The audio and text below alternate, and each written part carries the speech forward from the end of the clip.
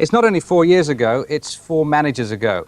The wind of change is nothing new at Main Road, but not since the start of Malcolm Allison's second spell in charge has it blown quite so fiercely. It's becoming the footballing equivalent of the Okie Kokie down at Main Road. Players in and out. Howard Kendall's been shaking things about in the 6 weeks he's been calling the tune. If in doubt, bring in who you know. Reid and Harper, bought. Gary Megson's been restored. All the Everton men. Well, one thing I did say to the chairman was that I certainly wouldn't be wanting to spend a lot of money if it was available on just trying to stay up. I think that if we invest a great deal of money on players, then we'd be looking for them to make an impact after we have stayed up, an impact in the First Division next season. But aren't you signing players on past reputation rather than current form?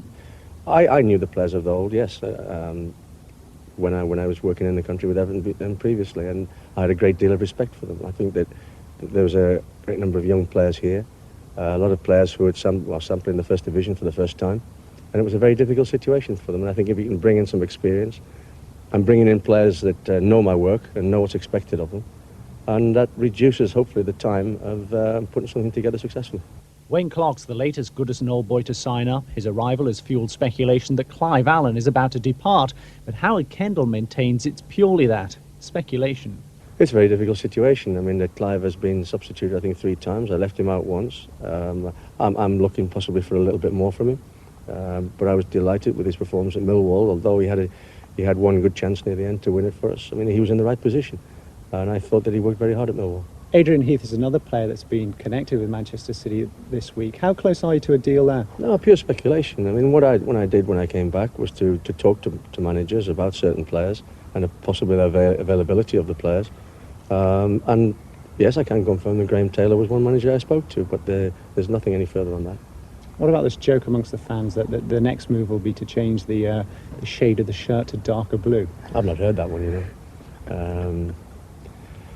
All I would say is that when I was at Everton Football Club, we had a quality team, and I feel I bought quality players.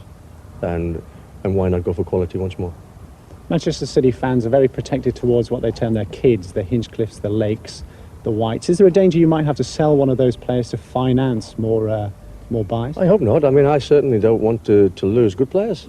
And you've mentioned some good players there. I mean, I don't want to change everything that at Manchester City just for the sake of doing it. I mean, I want to build something special here. And if these young players can prove to me that they can be part of something special, in terms of being the best in the country I'm talking about, then they'll stay.